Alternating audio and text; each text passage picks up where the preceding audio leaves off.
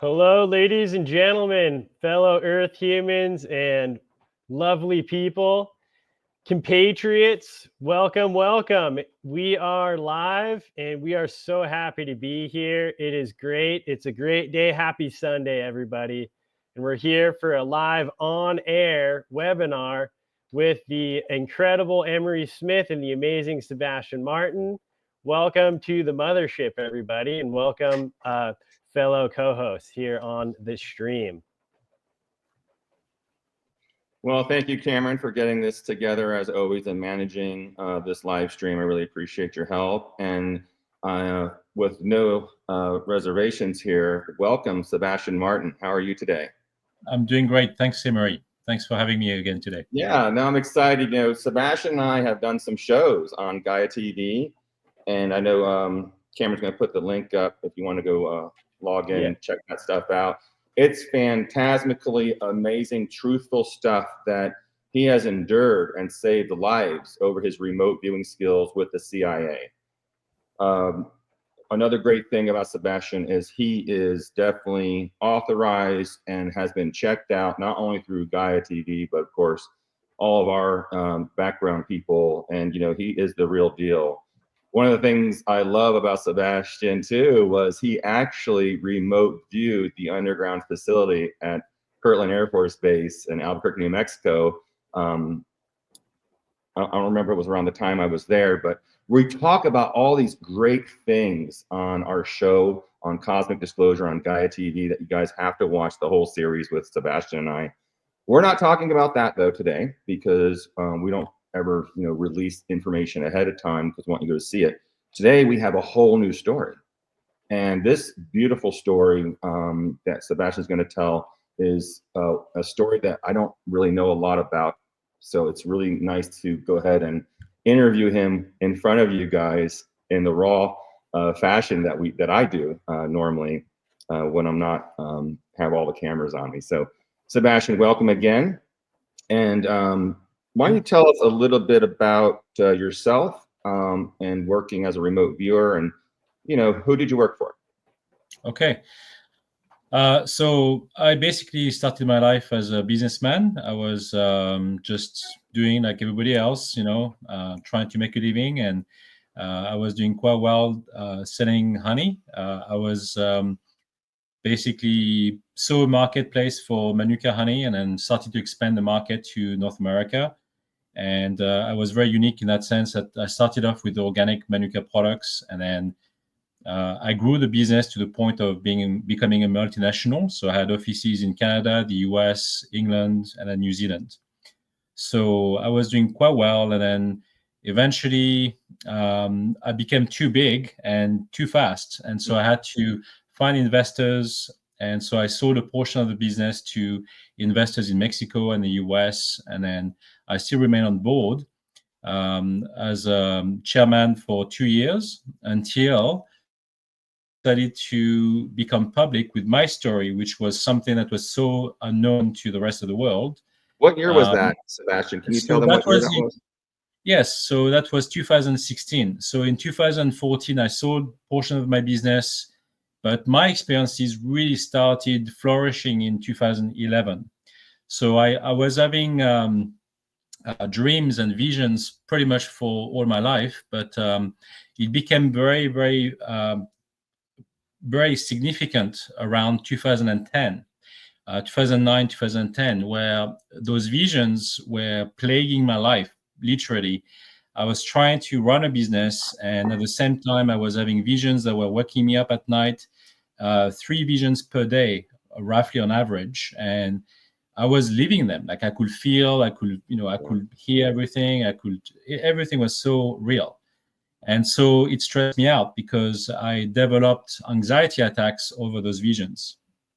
And so as time went by, and that was around 2011, I decided to book an appointment with a clinical hypnotherapist so I could just like get rid of those visions somehow. I'm trying to get rid of my anxieties and all the stuff that I was going through because my business was growing and I just could not cope with them anymore. That was too intense. And funny enough, like probably about maybe a week before this appointment was supposed to happen, I had another weird dream that basically woke me up, and it was the face of a man that looked like alien. Like he didn't have the regular facial features as a human being. He had like higher cheekbones. He had big, prominent eyes, and I knew that that being was not from Earth. It was definitely from somewhere else. And so I saw like a big bright smile, and so that smile to me was something that was not natural. Right. And I know like I shouldn't really elaborate too much on that. I know it's also in my book and everything else, and I think we also covered some of that in Cosmic Disclosure. But the fact was that completely changed my life.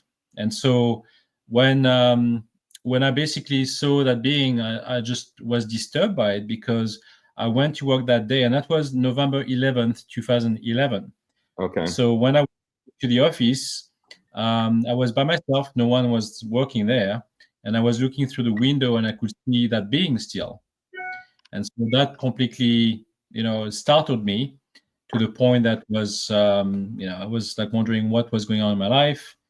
And so I basically went back home that night and I meditated, and that's when that being showed up in my living room, and I could see him face to face. And the whole thing was, I'm pretty sure the audience already knows pretty much about my story if they already followed me somewhere else and listened to my other interviews. But the remote viewing aspect was not something I was familiar with then. So even if I had like an ET encounter and I was booked to see this clinical hypnotherapist, I was not going to be telling her about my ET encounter. I was Right. going to be addressing the visions, and that's what I did. So when I went to see her, that therapist, I said, I've got visions. I would like to get rid of them. And so without knowing what happened to me, she regressed me. And so I did the average regressions when you go into past lives, and Right. you do all these things, which was interesting, very interesting actually. And then when she regressed me back to when I was 16 years old, that's when I saw myself as being abducted when I was in my high school. And so, she had no idea about the ETA encounter I just had like a week prior. So that was very different. But even if I had these memories like coming back to me, it seemed like after these regressions and those hypnotherapy sessions that I was able to remember more. And as time went by, more memories and more downloads, you can call it downloads, I guess. Downloads came to me that allowed me to understand way more. And it kind of flooded me with way more information like every day. And it just came out of nowhere, it seemed. But then when I was talking to about my experiences on the radio for the first time, and that was in 2016. And that was with Jimmy Church, or who? Who was that with? Jimmy Church, right? No, I believe the first one I did was with Kerry Cassidy. Oh, right, Kerry. Yeah. Yeah, so I did that, and I also did some local. I did Spaced Out Radio. I did a few US shows as well. So I was all over the place. I can't remember exactly which shows I've been on, but I've been in quite a few. And my story was about sharing the message to the rest of the public. Somehow, it could help them, sharing my story, and for them to come out with their own stories, because it was no longer a taboo. Like I was trying to really help other people that way. Right. That's the only one way I thought I could just like help other people, by sharing my experience and help others that way. But when I started sharing my stories about the visions I used to have, and especially the one of Rafik Hariri, when he was basically that leader, prime minister in Lebanon who got assassinated, that's when the CIA followed me on Facebook without me knowing. Like I had so many requests after me becoming public. I had thousands of people at the time. Sure. I was accepting everyone, and so I was not really segregating anyone on the internet. And so one day, again, I went back to bed and I had a dream And that dream was about one of those people on Facebook that I had.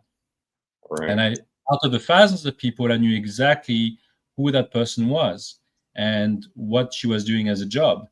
And so working for the CIA, basically. So I was in bed, and I had this very clear vision of her being in the backseat of a car and leaving town. And she was in a Middle Eastern country. I wasn't quite sure exactly where, I don't believe. But all I knew who she was. So I decided to contact her on Facebook, on Messenger.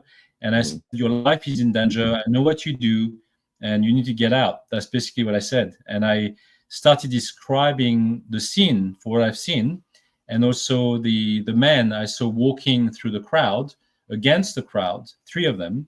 And one of them was a man that she recognized. And she would not tell me this for at least 4 weeks. So she waited to be out of the country, and then she reached out to me when she was in Jordan. And then she said, she sent you a picture. And she said, is that the man you saw in your vision? And I said, yes, that's exactly him. He was wearing different clothes, but that's exactly him.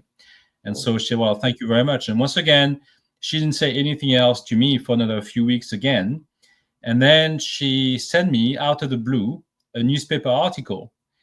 And so that was about basically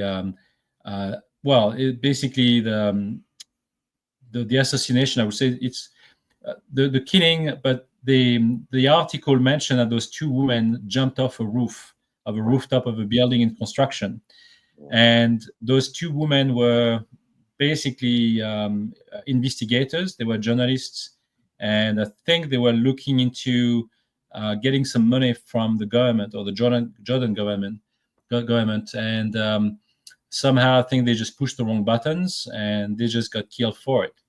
And so that basically was the key, because I was able to read the article, but at the same time, live, while reading the article, seeing the actual events of what truly happened.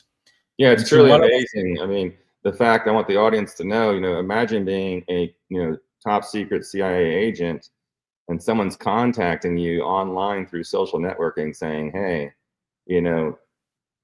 this is who I am, and I know everything about you, and this is what's going to happen. It's pretty impressive. I think if I was in that position, I would be all ears, but also being very careful about you. And I think you showing all of this, confirmation of everything you saw was the winner. Yeah, I think the fact was they didn't know who I was, so I became a person of interest. They didn't know where I got my information from, because I was describing details of the assassination of Rafik Hariri in Lebanon that was not in the media. And so that, and especially with the people observing the scenes from a rooftop through like a scope, I could see the exact angle. I was like in position. And so I was seeing the events through the eyes of someone else. And that's how mostly remote viewing works for me. And I think it does the same thing for you too. So, for me, I don't really work very hard at it. I don't follow a certain protocol to see an event. I don't have to be given coordinates. And I was trying to explain this to someone else, and that's actually quite a good analogy. For me, I don't get distracted when I do remote viewing. I just accept it as truth. Of course, I have no way to validate what's happening to me when I do it, but it's so vivid and so clear. It means to me that it's genuine. I don't question it. I just describe exactly as it is. And then very often, sometimes I describe events that did not occur or have occurred. And at the time, they could not validate my information because, for example, in the case of the potential kidnapping of the CIA agent who was in Turkey at the time, she was with people who were supposed to be allies. But the security guard in that room was with her, basically was trying to organize a kidnapping because he was a double agent. And so he had the whole thing prepared. And so when I said, this man doesn't really, he's not, it doesn't mean to be good to you, like he wants to harm you. And said, no way, like he's an ally, like, I trust him. And after describing what he had in mind, she decided to put his phone on tap.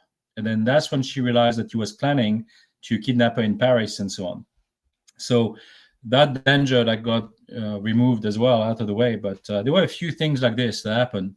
What I've discovered through remote viewing, which was very interesting in my eyes, and I never disclosed this before, is that when the CIA decides to do black ops around the world, sometimes they don't really use the money from Congress. They don't have any. They don't use the taxpayers' money. They use their own funds, and they have various ways of doing this. And that's, like, as you know, I think this was already been known and published before about the drug cartel or the drug trades. CIA was, helping the importation of cocaine from South America to the US, and they were making money off that. And that's how they were funding themselves as well. There are so many other ways that they are doing it. Today, it's through cryptocurrency, gold trades. They have, and to do this, they have to partner with dodgy people, as you know, like the same way as they were working with like the drug trails or the drug cartels. So they always infiltrate themselves. Those guys know who they are. They have no questions about this. You say, well, that's okay from the CIA, so we just do it, as it fits. And so they're protected. And so a lot of these organizations, like in Middle Eastern countries, especially from even Russia, like the Russian mafia, or all sorts of different types of mafias, are involved in those operations. And so sometimes, once in a while, it doesn't happen. It did happen once where, again, that agent's life got in danger. And one of the mafia guys, I can't remember which country he was in at the time, but somewhere around Jordan again, I believe. And it could be another country around there, maybe Syria or something. I'm not sure. Anyway, so he was in that country, and he was calling the CIA agent saying, "You need to come over to help me out, to his country." And so she was supposed to be flying over, and she was telling me, he said, "Oh, he's a good guy. Even if he's working for dodgy people, I know his family, I know his kids, I know all of that, right?" And I said, "Don't go. It's a trap." So, and I was already seeing the whole thing. I was already seeing the whole event in the future for what was going to happen to her as well. And so, she didn't go at the end. And then the next thing that she shared with me was him being in the hospital with 3 bullet wounds, in his body because he got shot by his own people because he could not deliver. Oh my goodness. So tragic. So this is what happened. This is what happens, unfortunately. And that guy eventually just got killed, and he was thrown off a small boat with chains, and then he drowned, like he died basically that way. They just got rid of him at the end. What about, should we talk about threats that we get when we get involved with remote viewing for the government? Have you ever had, yes, anything how the harassment we get? Sometimes we get harassed, we get life threatened. I got physically threatened, like at my home. So basically, I had my home is pretty gated and stuff. So you think that no one will show up. But when I was doing those missions, at some point, my name got, before my name got removed from the databases. And I think that, that Gaia did the work on that. They checked it out, and I was nowhere on any databases. And that was the case. I was asked to be removed completely because of what happened at my house that day. And so I was becoming threatened, and I was willing to pull the plug and stop doing all this work because it was becoming too dangerous. And so some people showed up at my door, and while I was sleeping, and started to mess around with my yard. So there was just simple things, not major, but basically they threw off my recycling trash can. They threw it on the lawn, sprayed it all over the place, put the lid on top of the lawn, and put attached with a pin, a $5 USB on it with Abraham Lincoln. The message was, if you carry on doing what you do, you will also be assassinated. That's basically the message, right? Yeah, it's horrible, Sebastien. Oh my gosh, keep going. Yeah. So I was right away. I just contacted my contacts because I didn't know what to do. I didn't know who these people were. Yeah, it was a threat, and I wasn't feeling comfortable with the whole thing, obviously. I already had threats in the past, but that was to do with the remote viewing I was doing, involving the Stargate, as you know, like the first episode we did together. Right. That Yeah. was to do with the attacks that I received when I went to New York, and I knew that I died that day. So I know that we're kind of going all over the place now, but Oh no, it's good. I want to just just, it's good to jump around. I want them to understand that I you just know the are. feeling. I just know the feeling of being threatened and being a target. But at the same time, I don't. I don't really pry on it. Like I don't really dwell on that personally. Right. I'm No, not. I just I wanted don't. to let I the don't. everyone know. I I'm not. mean, this Yeah. the I'm not a attacks also. victim. Okay, sorry. I don't feel like I'm a victim. Like I don't want to portray No, myself as a victim no. or nothing like that. I just know what happened to me just because of what I was doing. But at the same time, I know I have been protected. I know that on many levels, Yes. on the ET side, but also through the agencies. My work has been interesting, especially in the domain of, like you said, the SSP or remote viewing, like aliens and these sort of things. It's a fascinating story. It sounds like science fiction for most people, but when you are involved in it all the time and it becomes your reality, then whatever you've learned in the past, becomes obsolete, and then you forge yourself a new opinion on what is truly happening, what is truly behind the veil, and then that's what you uncover way more after that, because once you embrace the reality of aliens and dimensions and where they come from, and even our own species, where we come from, like most people don't really know our history. Right. So for myself, like I've been doing, like I told you, regressions and hypnotherapy. I didn't believe in hypnotherapy when I had it done first, because growing up, my dad was telling me, "Oh, this is like circus tricks. They just try to make you do silly things on stage." So stage hypnotherapy was what I always believed, or what I knew about that. To me, it was just circus, tricks, nothing else. So I didn't really put any thoughts or beliefs behind that. But when I've experienced when I had to remember what happened to me when I was 16 years old, that's when I started like questioning things, thinking how, like, I must have Right. very vivid imagination. And she said, no, this is not your imagination. This is your subconscious, and you are remembering what happened to you. And it's amazing how when you get blocked out, when your memory has been completely saturated and blocked, like you don't remember a single thing. And for me, when I was seeing it or observing it for the first time, I was observing it like it did not even happen to me. I was still viewing it as a first person. I was looking Right. at my feet being lifted up off the ground. Mhm.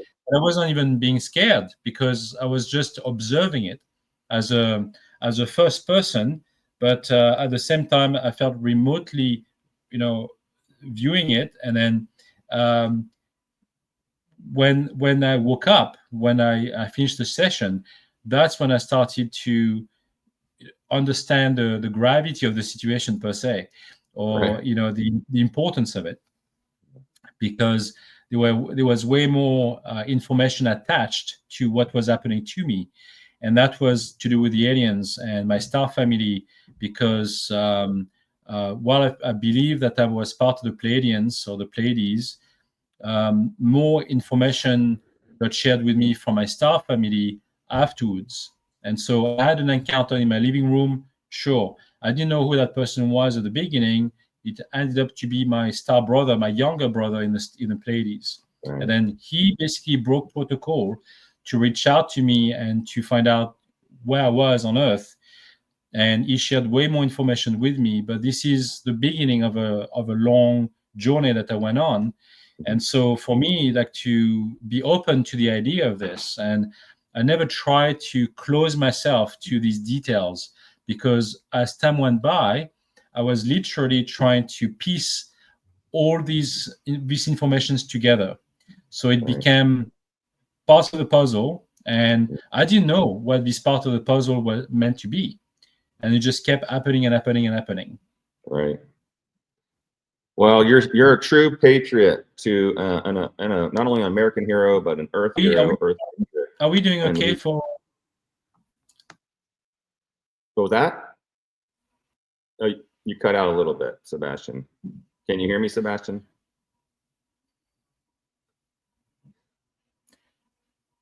You broke up for a bit, I think. Okay. Can you guys hear me now?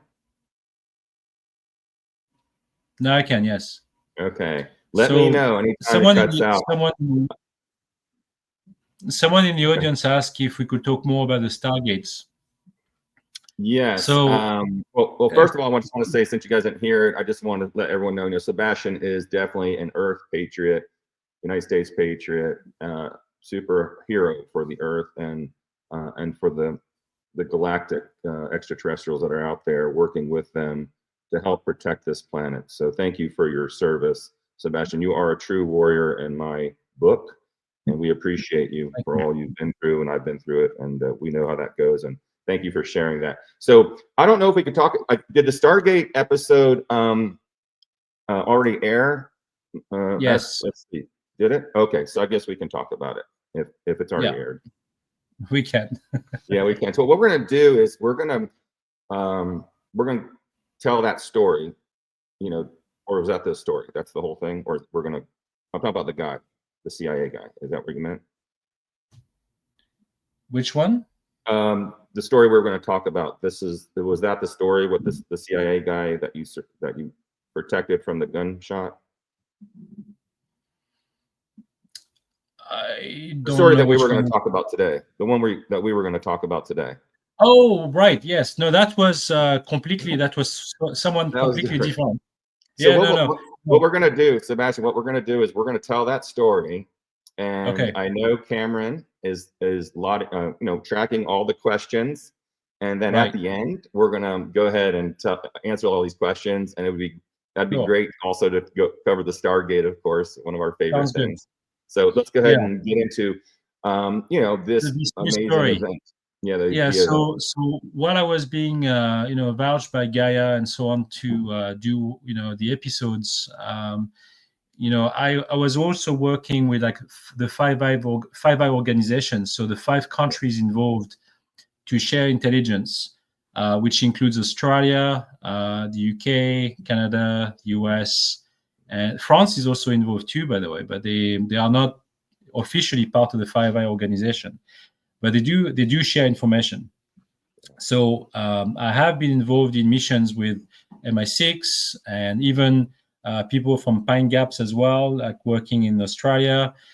So I've been involved in so many things. But the occasion where there was an agent from Australia that had to go to Macedonia, which is in Europe, and once again it involved some mafia groups over there.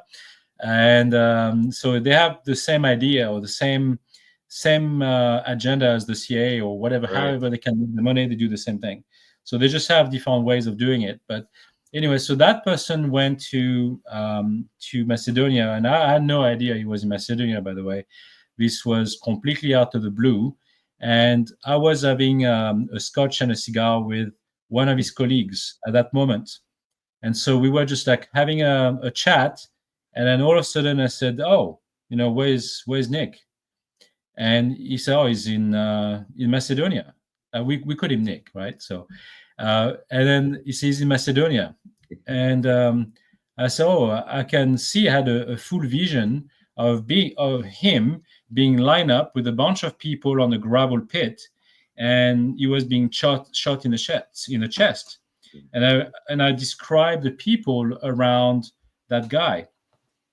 And so his colleague, who knew these guys because he did go to Macedonia, saw them as well. He said, "Oh shit, that's sorry, I shouldn't swear." But well, you can say shit on this podcast and this webinar. Okay.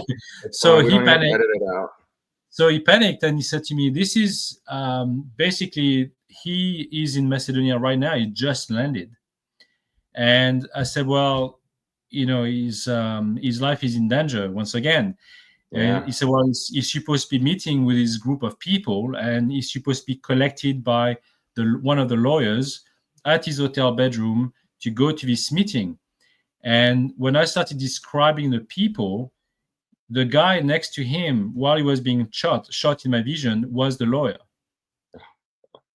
And the guy who was shooting him, because I was actually seeing the event through someone who was beside the guy who shot him. So I could even describe the shooter with the chains he was wearing and the tattoos he had, the whole 9 yards. I was able to describe very that detailed, very detailed, yes. So detailed that he recognized the guy as well. And so I know the guy, like he called him Popeye or something. I don't know. Anyway, so while I described people I've never met in my life before, that he knew this was very genuine, I even described the clothes that Nick was wearing that day. Okay. So when we contacted him, we were on video chat, and he was basically laying down the clothes that he was supposed to be wearing for the meeting. So he was getting changed. The clothes on the bed, and he filmed it. He showed it to us, were the clothes I saw him in the vision with. So that freaked him out. And he said, I'm not going over there. I'm not doing the meeting anymore. And he didn't know why. He didn't know what was going on and what this was supposed to be happening. But the meeting was supposed to be happening 45 minutes after him being in the hotel. And so my vision was very timely. If I had it too late, he would have been dead, literally. That would have been it. So what he did was he hid for 3 days, and he was basically planning his escape, and he was able to leave the country. And then when he got to the airport, the guy who was about to shoot him in my vision was there waiting and filming him. So he left. He went to Bosnia because he had a secret agent friend in Bosnia. And while they were having coffee, outside the coffee shop, his friend showed him and said, "Look, your head is on the dark internet." Basically, they were looking at killing him, and so thankfully he escaped, and he was safe after that.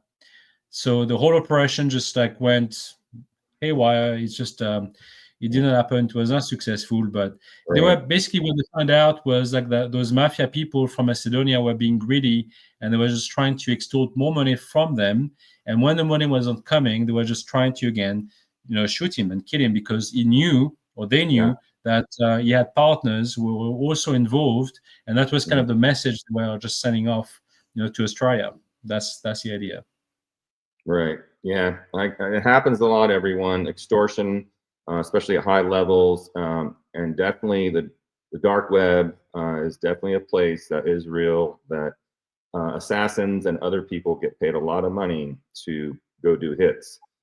And, sometimes not so much, not that much. Yeah. Sometimes they would do it for not much money. That's the scary part. Oh no, right, not much money. No, right, no. They have different levels of attacks. Like when I was attacked first, they would go, do some vandalism, leave messages, and then they would like drive by, show weapons, and then jump in the van and leave. And then it just escalates where they're hiring more and more expensive assassins to get the person to divulge information or to stop what we're doing.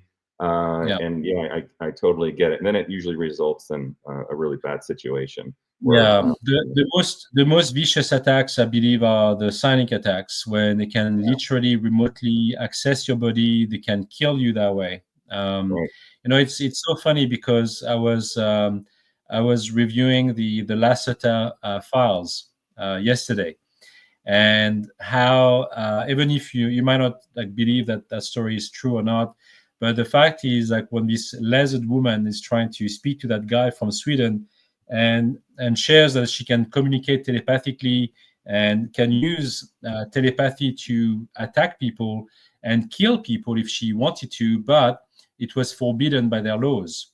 But this is not what's happening on Earth. Like, the psionic weapons are very real, and the CIA and other agencies can use them as they want, and there are no laws to protect us against those. Right. No, absolutely. It's a real thing, and psychic attacks all these different, AI is getting into it too, which is also dangerous. So there is some manipulation there. We'll talk about that later. Wow, that's a very deep story, Sebastien. Well, you saved them, so and you prevented, another death from happening, and that's really honorable. I mean, I did a lot of that, while being involved in missions. Like I think I told you that before, when I was vetting other people, part of a team. If they were hiring certain professionals for a certain job, maybe someone working for telecommunications, or it doesn't really matter from which background they were from. If they were being hired and they wanted me to remote view them to see if I could detect something that they could not find out. And sure enough, they ejected 2 or 3 people of a team once because of what I was able to see through remote viewing, like small details. But I was able to say, for example, any kind of flaws. If they were, like, for example, there was this lesbian woman who was working for the CIA, and she had a normal background and stuff, but I was able to dive into their private lives, even if this is not something that they were even willing to disclose. And they could not use that against her. Obviously, that was not the point. The point was I was able to target her girlfriend, and the girlfriend was actually spying on her, and she had no idea about that. So because of this, some people got removed from the programs because their relationships or whatever, and they had no idea. They could not vet them. They could not verify this information otherwise. So with high highly qualified and special ops people, they utilize those people, other agents from other countries or organizations or corporations, and they will send people in undercover to find out information, have that person fall in love with them. It happens more than you think. And that's why, the new standard of securities and protocols, if you're married or if you have a girlfriend or something, that all has to be divulged to the CIA. If you're an operative or any of these 3-letter agencies, if you're working with top secret stuff. Yeah, CIA also uses a lot of mercenaries from other countries because that way they don't have to say that, this is America going to a certain country. They can use someone else from a totally different country. So they put their lives in danger, and sometimes I do work with those guys too. And it's untrackable. Absolutely untrackable. You can't track it. Like there was one guy who died. Could not save him. That was too late. But I could see his last moments of his life. He was in a pit, in a hole, and he knew like his life was like fleeting away, and he was dying. And I already knew that he died 3 days ago, or 3 days prior to the vision I had. So I was only seeing the last moments of his life, basically. But I had to tell the people I was working for at the time to say the guy is gone. He's not being held hostage. He's definitely gone. So they had to, clean up behind his mess, I guess, or whatever happened. Did they find out who it was, who did it, or they already knew? Yeah, of course. Yeah, I mean, the terrorist groups around the world, there are lots of active cells still, and they when they try to infiltrate those cells, if they get caught, then that's pretty much the end of it. They don't leave any trace. Yeah, absolutely. Well, thank you for sharing that. I really appreciate you doing that. It's never been heard before, guys. So thank you, Sebastien, for doing that. We could actually do some great questions, because that'll lead into a lot of conversation. I see a lot of great questions here. Let me go back up here and see from the beginning. Let's see. Oh, hi, Linda. Hi, Jude. Hi, Mary. Susanna, hello. Darla's on board. Hey, Joseph. Hey, Kathy. Lisa Ford. Rhonda. Rosaria from Ireland. Okay. Tanea. Clara. Dwight. Hey, Dwight, how you doing? Hey, Ken. Good to see you. Sebastien is definitely here. David Carey from Australia. Welcome, David. Hope your family's well. The infamous Michelle DePaul is here. Welcome, Edward and Karen. Saul, good to see you. Hello, Tiffany. Okay. Valerie, okay. So yeah, one of the questions, of course, which everyone wants to know. Let's see what the exact question was about what was the question on the portal? Who asked that? Let's see. Mm, mm, mm.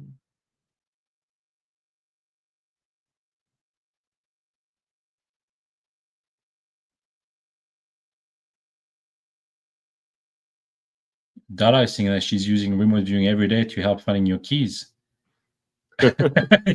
Yeah, like one of our viewers here is asking, do you use your remote viewing, just for daily life? I mean, Darla and I use it all the time. It's really funny because we're always trying to outdo each other with funny things like, finding the keys, or what's the traffic like, or so that's what's even more interesting than that. What I discovered is, especially with what I'm doing, I kind of somehow changing the dimensions around me. So, and that's again written in my book, In a Journey in Outer Space. I described how I was able to not teleport, but be bilocating, being seen at two different places at once. This happened to me a lot. I would actually share another story with you that I never shared with anyone, even on other radio shows. So that's going to be like an exclusive for sure. Okay, let's hear it. But what happened was, when I was looking for my car keys, I just realized that they completely vanished, and they are literally vanished and disappeared. And so I knew that they were nowhere, and that they went through a portal. But I know that they will come back. Yes. So, and that happened to me. It happened to me in the past, and it will happen again. And sometimes, they will be straight into the tray where I leave all my keys, and then they will just come back in the tray, and I can see them right now. There's no keys in the tray; it's all gone. But then one day the keys will be coming back out of nowhere, and no one would have placed them back in the tray. That's what happens. So I don't know exactly where things are going, but it happened to me in the past, and it keeps happening to me again. So that's interesting. Yeah, it happens a lot here too, where if there's something that we can't find, and then I'll bilocate, and there's other timelines too. There's other, like you said, there's energies where these things can be, taken from your home. Right. That's right. Even large things. And then I just say, let's wait a little bit, because it's going to come back.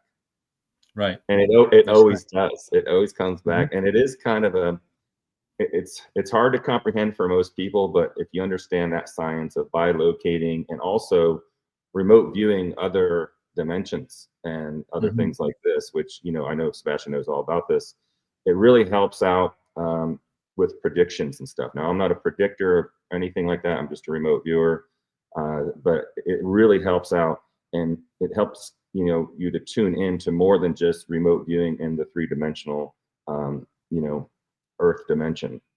Right. So something that I never disclosed before, Emery, is that the CIA agent I worked with was basically watching my interview with Kerry Cassidy, and this is when she heard about the incident with Rafik Hariri when I was doing. So she's the one who basically flagged me for saying, he's observing something that we know about, but he should not know about that. So that was actually interesting, right? So, but the other factor that I never mentioned is that while I was having that conversation with Kerry, and she could hear my accent, my French accent, which is very noticeable, she had chills because she remembered me. Oh my goodness! When she was 12 years old. That's deep. And she's older. She's older than me, right? Wow! But I was showing to her as an adult.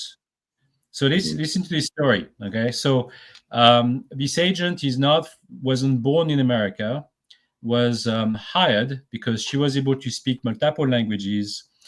She had experience in the Middle East, and usually the CIA will hire people from different backgrounds if they get if they get a green card and they can become Americanized or American, and they can just join universities and so on, then they can join the CIA. But same with the FBI. But this person was not born in America. And when she was in Iraq and she fled the country because Saddam Hussein was becoming a threat to her family, they moved to Iran. While in Iran, she was on a pebble beach, like by herself, and she was wandering around, and her life got turned upside down. And she was telling me a story. She said, like, I was there, and then all of a sudden, Sebastien, you appeared. You appeared to me, and you spoke to me in an Arabic voice, but with a French accent, a very strong French accent. But she said, when I listened to that interview with Kerry Cassidy, I recognize your voice. That's what she said to me. And so when she was sharing that with me, I thought, that sounds interesting, but I had zero memory of it. So for me, I thought, is that a ploy for her trying to get to me and to get Right. close to me? Right? Is it a trap? So, someone setting me up again. Exactly. Yeah. But it was not the case, because I literally down the line saw that event with my own memory. I had a memory of it. Now, how could this happen? Like, she was 12 years old. I was an adult. She's older than me. It makes no sense. But through the fabric of space and time, if something like this happens on a different dimension or in the future, and I go back to see her for a reason, because somehow we are connected, and in all honesty too, and I think we did share that on at Gaia, is that I had a special bond with that person, and I was able to do perfect remote viewing with that person every single time. There was not a single time where I got wrong. I had like 100% accuracy in my remote viewing experiences with her for years. So, and if something was not being able to be validated on the spot, it was being validated down the line, like a week later or something. So there was always something that was happening that I was also being given the confirmation that what I was seeing was being validated and true. So that gave me the confidence to develop this relationship with that person. However, I didn't have the same level of success with other people. For example, like you said, for looking for my keys or searching for this and that, I personally don't do that because I can't. I don't think I can. It's what I'm doing is very specific. It doesn't mean that it's a all-known science and I'm able to foresee absolutely everything. That's not true. Right. No, it seems to be targeting very specific events or dangerous events, missions. If I feel like there's someone in danger, if there's something that is so rushed and there's people's lives at stake, then I see way more and so much clearer. But I tried to do remote viewing with some normal people, and I couldn't do it. I just couldn't do it. What I was able to do, it's a totally different thing that you do, and I completely understand the differences because I don't fall into that category either. With getting of course we can do targets, but we don't do that. There's a lot of disinformation out there that you have to do with special course, or you have to have a target number, and you have to do this. And the way they teach in the military and the way they teach, in the CIA and everything. But there's people like yourself and me out there where it's more of a kind of a calling, a message, and then you're shown something specifically that you have a choice to intervene or not, and you do, and that's great. What I'm very good at is to be given a picture of someone or like a couple or people, and I'm able to dive into their lives very easily. So in the past, when I was working as well for vetting agents, I was able to see pictures of people, and I was able to see way more this way. And I did that for friends who basically knew other people saying, my friend in Mexico, for example, has a daughter, and they're having a conflict, and they don't know, they can't communicate. And so for simple things, so for that, I can connect to those people, and because they're willing to be helped, then I'm able to see everything.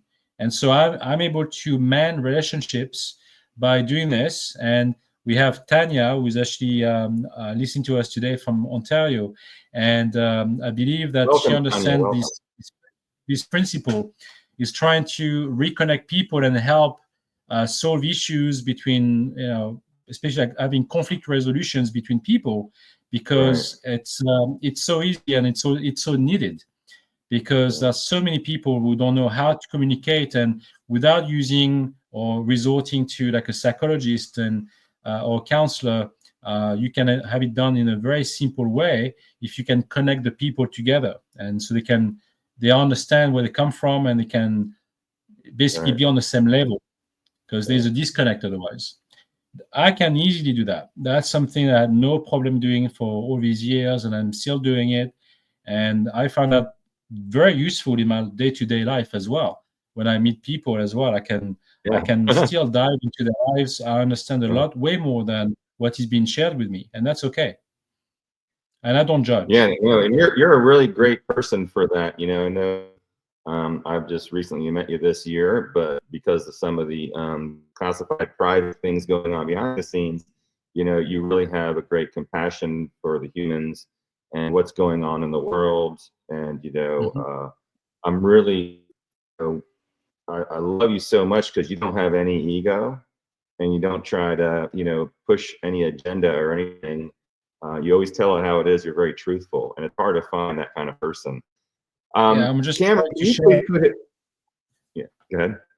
I'm just trying to share what I know, and without the ego, like you said. For me, it's all about trying to learn more. I'm always learning. We're all learning, and at the same time, I find it fascinating because while we are all, part of this, same journey. Like when you meet new people and you feel like you can help them, or they can share something with you, even if someone comes for help. Like I've helped people just lately coming into my life because they had their own Kundalini awakening, and they could not recognize it. They didn't know what it was, and they were in tears. They were just absolutely floored. And those people were like big, strong people, like strong men, who basically had no idea what was happening to them. And then they came to me to get help, and I was able to guide them through that. And then so now they're like level-headed, and they're just way better. But it's interesting to witness that, even for me, because I find it very enriching to witness that all of these people are experiencing something that I've gone through myself. So at the time, I had no help. No one was there to help me out. I had to figure out by myself, and that's okay. But it's, if I had someone like myself to help other people, that would have been great. So I think it's important not to be closed-minded, and to still pay attention to what's happening. If someone cries for help or want to be helped because something's happening to them that they have no idea about, then if you know the answer, you might as well try to help. That's your job. Right, absolutely. Cameron, Commander Salamander, can you put up his book? Because I want the people to see this amazing book. I love this book. Yeah. And I want them to know where to get it. I think everyone should read this. Sebastien, if you want to give a brief description of the book and what it's about, we're going to put the book up here so that people can see it. Yes. Well, that's the book right there. Here it is. Yeah, there is. And so this book is available on Amazon, Canada, the US. I'm sure like lots of people in the audience already read it. It's basically a book that I wrote about my life growing up, really sharing like some intimate details about what I went through in high school and so on, and my own journey. Like I'm still learning, I'm still developing those skills. I had way more information coming to me after writing this book. So obviously I could probably write another one. I've been pretty lazy that way. I'm still trying to figure out, do I have to wait a bit longer to fully write a second book? But in the meantime, I've been sharing a lot of this information online, and like, you know, sharing it with people, and that's okay. But you know, what's very interesting and what came to my attention lately is the what happened with the pyramids. And I don't know if you want to discuss that now, or we can do Yeah, it I really later. do. I mean, I really want to I, get into that because a lot of yeah, people out there, and you know, this is going to be, you know, even after this film, this is going to go around the world this year, and it's great for the history for people to look back on too, 10, 20 yeah, years from now, to, you know, mhm, listen to what we talk about next here with the pyramids, and everyone's excited to hear your, you know, what's going on with these pyramids, you know. yes, My brief description before we start was, you know, I knew about this in 1995 is when I first found out and watched some of these videos with this giant. They had these amazing 1 mile long snake scopes that they can maneuver into these crevices and look at these giant, you know, it's a huge underground, um, you know, they even said the part that I saw was just, it was just a massive dome underneath with lots, it's like a city under there. mhm, And now they found all this other stuff. So I can't wait to hear, you know, what you have to say. Everyone's been asking about it. So I'll yes, let you take it yes. over, So, Sebastian. thank you, I appreciate that. So I basically had a regression back in 2011, and one of them was a past life that I had in Egypt. Now, what's interesting about all of this is when I was 20 years old, I was in the army, I was in Germany at the time, and there was this guy who basically was an hypnotherapist by profession. But in France, as you know, when you have to, your duty is to do your national service in the army. I ended up to volunteer to go to Germany myself, but a lot of these guys were not volunteering. They were sent over there to be punished from France because it was a semi-disciplinary camp. But I volunteered to go there because I didn't want to stay in France. So anyway, the guy was there, and for a very short period of time, he decided to hypnotize me to go back and to see my past lives. And, you know, same idea. My dad told me about those party tricks. And so I didn't really believe it. I thought it was interesting. But I remember being in I was basically walking in between the canal. There was like almost like crocodiles going inside the canal, and there were two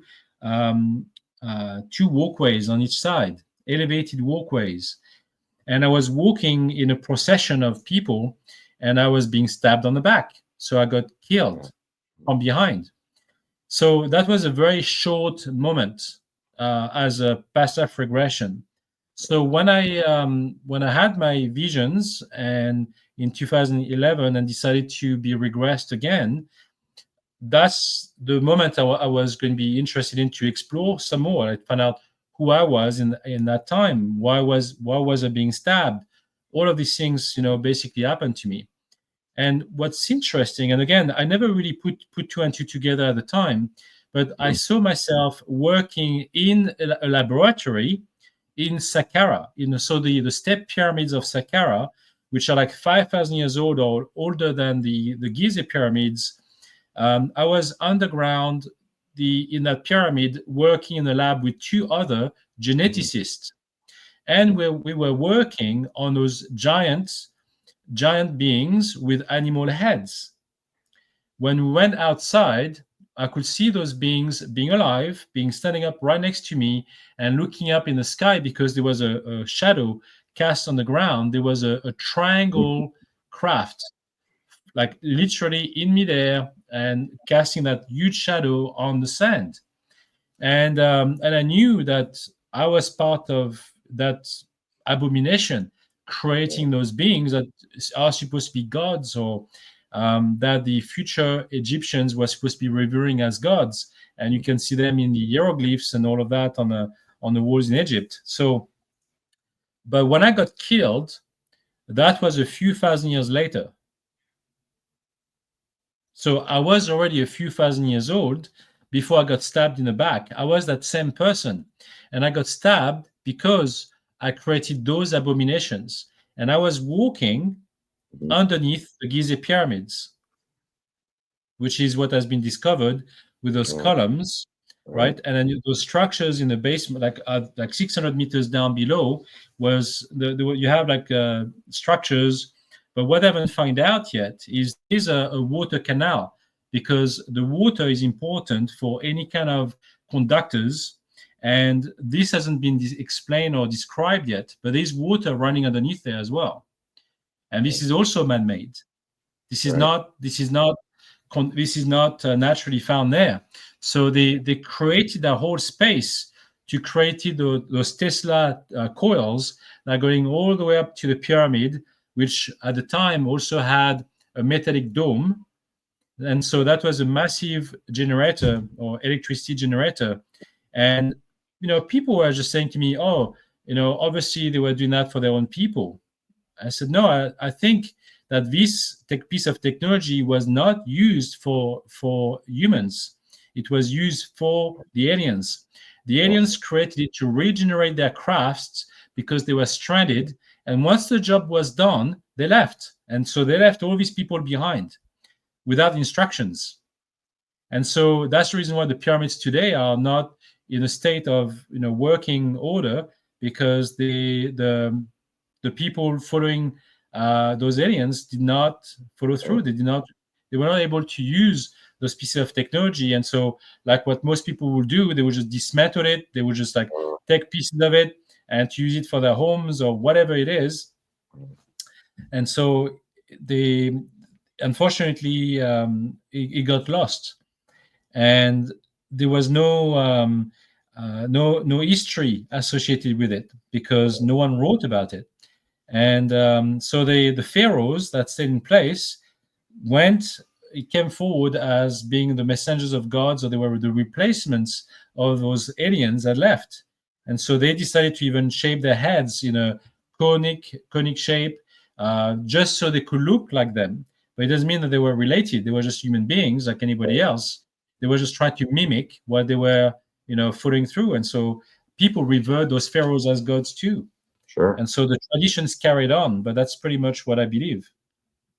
I totally agree with you on all of that. Do you believe that they would come back, or another civilization of extraterrestrials would come back to reactivate? Yes. Let's talk about the reactivation of these pyramids, not just there, but all over the world. There's many pyramids larger than the Giza pyramids. I know. And you know about this. What do you think? What's your opinion on that one?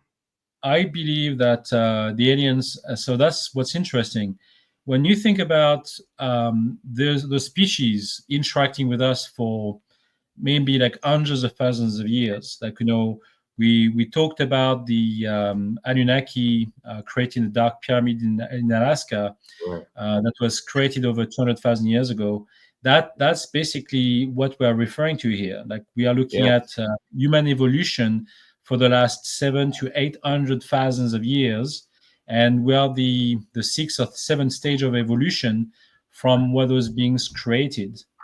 So we are right now the final result of their manipulation, their genetic manipulations. But I had past memories as a Pleiadian as well. Like, I knew that I was going back to Earth and destroying Lemuria. And the Lemurian people were like us, but they were more advanced. They had access to technology. They had access to spacecraft. So they were able to, even being telepathic, they were telepathic beings. They were able to access other dimensions. And they were so egoistic that they were trying to, or plan to, explore other planetary systems, which were against the laws of, the Alliance. Like, the Alliance was saying, no, you're not allowed to do this. You cannot go and explore without our approval. You're not part of this. You are just a manipulation, an experiment for this planet. And so they decided to not listen, and that's how they got destroyed. This is not, all the stuff that happened on Earth to do with cataclysms and, meteorites. People believing that, people, got destroyed, or dinosaurs got destroyed through major cataclysmic events from meteorites or whatever. I do believe that aliens came on Earth. Like, we have seen events when Sodom and Gomorrah, where we can see nuclear blasts on the stones, where the stone melted, This was not done by a meteorite. This was done by weapons. This was done by nuclear weapons. And so I believe that there were many wars happening in the past between aliens. I do believe that there are some subterranean species, like I said through the last set of files. We're talking about like a reptilian race. I believe there are a few reptilian races already available on Earth. We talk about the Hopi Indians. We already talk about the reptilian race themselves, which they revered as gods. They even gave children away to them as an offering. So this was naturally happening then for protection. They were already, respecting them. So there was this like fear dominance relationship happening already on Earth for years and in many cultures. So I'm not surprised if at some point in time the Draco race came over here, if the Pleiadians came over here, if the Anunnaki came over here. All of these races came over here. But what nobody understands is that what you think as being so far away from us, like, this happened hundreds of thousands of years ago, for them, it could be within the same few days. Because if you basically literally flew over to like close to like a black hole, and you station yourself there for a few minutes or whatever, then hundreds of thousands of years will have passed by on Earth. So they will come back over here in a few days, and we are part of this experiment or live experiment. Same thing happens with the Pleiades or Procyon or all of these star systems that today people believe, people live there. Like, we heard stories of saying, like, we know about that. We know about aliens from Procyon, from the Pleiades, from Andromeda, from whatever star systems you can imagine. We know that the Pleiades today is a star system that cannot harbor life as it is today from our viewpoint, because it's only 100 million of years old, which is a young star system in the cosmos. But in the future, however, the Pleiades is already designed to harbor an exoplanet that does not exist today in our timeline. And that's what people don't understand, is that those people are coming from the future, and they're coming back to Earth, and they can visit us because we are potentially their ancestors. Absolutely. So, the time, I think it's unfortunate for us to, it's hard to describe it. You did a very amazing job at it, because the time is this virus, this program that we have invented. And of course, the science and the quantum physics behind that hasn't really been, shouted out and taught at universities like you're teaching it. And that's why it's really important for you to say these things. And, people will get the download for that and understand a little bit better, why, is it the future? Why is it the past? We made that up because we're existing all the time, everywhere at that moment. So, Emery, we have a question coming up on the screen. So, who or what is Astra? I'm not quite sure where that is coming from. Maybe I did not. I don't know. Say it clearly. I'm not sure. Tiffany, I don't know. Who is Astra? Does anyone know? I don't know. I don't know what context is this. It's okay. I mean, we're going to go through them. Let's talk about the, if we can, let's talk about that. The Stargate is just, one of these incredible, amazing intelligence information that you guys are going to be completely blown away about. You can also make sure Cameron will put the link back up there again to if you want to register through my website to see some of these amazing videos on Gaia TV. You can check it out. What we can talk, Emery, about the Stargate on Gaia TV is that what nobody knows, I don't know if you even know yourself, but Gaia already has spoken to other people who were on site, who basically were looking for those missing components for the Stargates. So you have to imagine, like, I was giving instructions to the CIA to find out where those missing pieces were. And then there were people on the ground that were looking for those pieces. And so the reason why I came onto Gaia in the first place, I don't know if you know that story, is because I also was validated from other people who were doing the groundwork, to look for the species. Right. So like you have a chain of events. So you have the people on the ground, and then you have the remote viewers. And as part of the remote viewing team, because I don't work alone, sure, I share my own information, but there are other remote viewers who are also doing exactly the same thing. And I don't really know what they do. They don't share information with me because it's all compartmentalized. So we are not allowed to know and hear what other people do. We just know that they do the same job. So like for example, we know the team players, we know who is involved doing it, but that's where it stops. In terms of the information, we are not privy to what they say or explain. And so, and I think the Stargate program, when it was created by the CIA in the first place, was also designed to have more than one person doing the same work, so they would corroborate the information to give it a percentage point. See if it was like 70% accuracy, or they were able to use more remote viewers at the same time to do the same work, so they could understand if that was a random event or if it was a fluke, or something very accurate that they could validate that way, and then dig further into the situation. Yeah. I know Tanya had a question. Arega, as I say it, Tanya Arega. How do you say her name? Is that your friend? Who's that? Is that Tanya from? Is that Tanea or Yes. Tanya? Yes. Yeah. Tanya. Oh, she wanted to know. After meeting the archangels, as you describe in your book, they told you that humanity has been manipulated 4 times before, and this is the final attempt. Have you seen them since? And have you been in touch with the Anunnaki family since your last book? Lastly, when is your next book coming out? Thank you.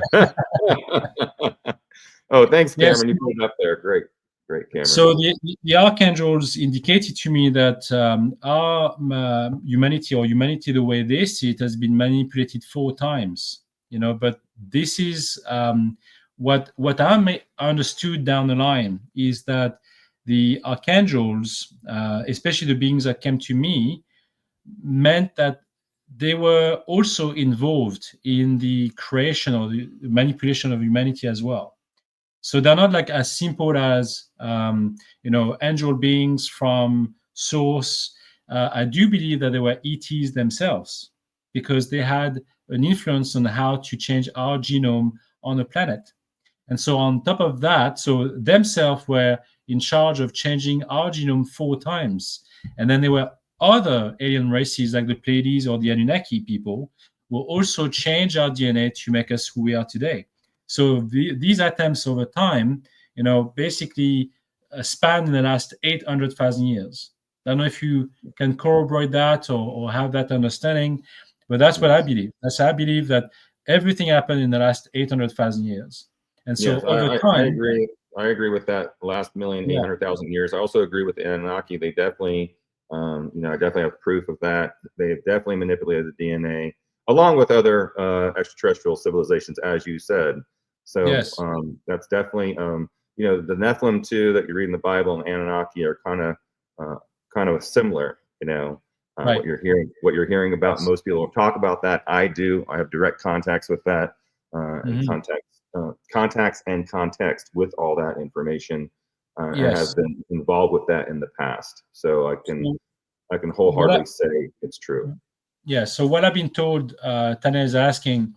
Yes, I have been sharing or receiving more information from those archangel beings, who basically shared with me that the Anunnaki that were also involved in that manipulation process are not intending to come back to Earth. So this was a big question for most people to think, maybe they come back every 26,000 years. They have an interest with humanity. But my understanding is that they did what they could on Earth for their own purpose. And this is not what they are planning to do. They are still willing to help humanity if we are willing to listen. They can share information like they were doing as part of the program on the Stargate program at Gaia, when we are talking about them being in the underground of the summer palace of Saddam Hussein, and they were willing to share information with Saddam Hussein, but he's the one who saw them as jinns, as evil spirits, and didn't want to deal with them. So that was his choice. But they were willing to share more informations to him and to other people too, the same way they were sharing information with the SSP. So my understanding is, yes, they can access the Earth. They can travel through portals or stargates, but it's not their intent or interest to go back to Earth to be revered as gods or anything else. I know that I won't say anything yet because I think we should, keep it for the next shows on Gaia. Yeah. That we don't want to release any information. What I've been learning is that the Anunnaki beings are now close to the Pleiades, and the Pleiadians and the Anunnaki beings are cordial with one another. They're not friends, but they respect one another, and they are close to each other because the Anunnaki also have lost their planet, so they are no longer on their own origin planet. They are somewhere else, close to the Pleiades. So I can say at this point. But it's not to come back to manipulate humanity or to change us in any kind of way, because there are some other events. And I think we have been given most of the tools that we need to get to the next level and to evolve. We have all the tools already. We're just being too lazy to use them to evolve ourselves because we are too comfortable in our own space and our own dimension. So this density is so heavy that it's very hard to extract ourselves, from this dimension in order to evolve. That's right. There are certain times. I'm sorry. There are certain times throughout the calendar year that these densities become thinnest. Where I have definitely experienced Anunnaki connections around the month of October, we'll say, and November, where they are bilocating. They're still checking in on us every now and then, seeing what's going on. There's been many contracts also that have been made with humans in the past, but it's not their main focus, like Sebastien said. They're done with the whole situation. That's right. There's a couple rogue ones that are just trying to figure out, looking in and see what's going on now and then. They're also at a much higher level than we are.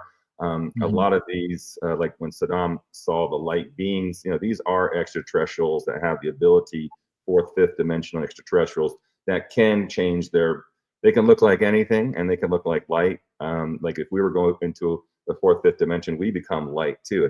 We wouldn't see each other like we do in the 3D. So I just wanted to add that. As to when my next book is to be published, I have no idea because I haven't restarted it yet. So I have no idea. Okay. I still have I have another question. Dwight Gonzalez, great contributor. Why do you think you were able to remote view the negative but life-saving visions you have? How do you believe that started? I saw 911 occur exactly 6 months before it happened in a very detailed, vivid dream. And 1 month prior to September 11th, while walking out of court in the downtown Brooklyn, New York, I saw 6 of the terrorists, including Muhammad Atta and 5 co-terrorists, walking up to the court street. I immediately stopped because of the negative frequencies coming from them. Yeah. So obviously 9/11 was a big event, but I don't know exactly why people saw those pivotal events if they couldn't really do much about it. It's exactly the way I felt when I had my visions. I saw cataclysms, I saw earthquakes and tsunamis. There was nothing I could have done about it. It's not like I was able to provide information to anybody. Like no one would have cared. I tried to change locally where I live to share my visions, and funny enough, candidly, the mayor of the town said, well, we have nothing to prepare for what you are saying. Like we don't have, we may have some resources, but we don't have any protocols in place to address the potential dangers. So what was interesting is when I had visions of tsunamis coming to the town I live in, because we are on Vancouver Island. Yes. I saw the water coming into town. I saw the whole event, and I saw it through different angles.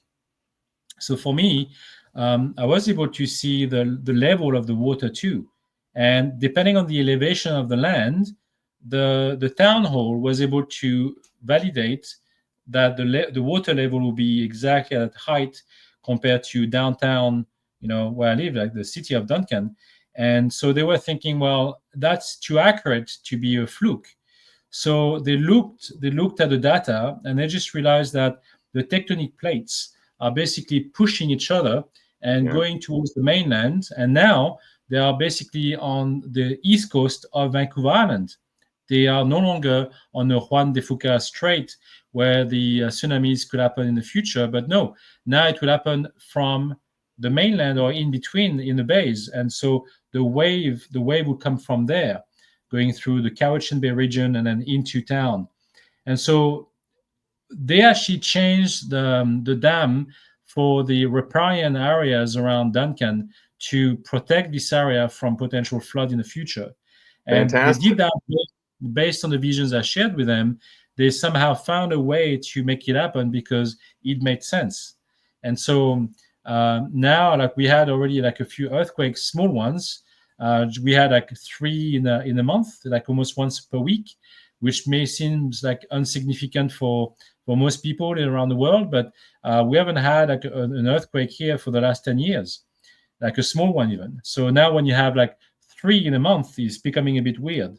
Like, we are probably aiming for a big one, perhaps. We don't know. Absolutely. Yeah, there's definitely the San Andreas Fault is going to split. I've had many visions of this. My family's had many visions of this. Many of my remote viewers had visions of this. We see this a lot. I know that there is going to be a catastrophic earthquake in California, and also over there in Europe, with that other continental shelf from that island is gonna fall off as well, and that's gonna go right to New York, and all the East Coast of the United States will flood tremendously. Yes. And you know what I'm talking about out there. What's the island out there? Darla knows. So I see these visions, and there's not too much we can do. I don't know times. I can't say. That's one thing I can't do. I can't say what's going to happen this day or that. I can see it. We can warn people. We can talk about it now, and this will be brought up when it happens. But as far as that is, it just comes to us. And I believe that we both also have seen things already have happened. It's just like through a different dimension. Like if we live through different dimensions, like I was able to walk through timelines when I was younger.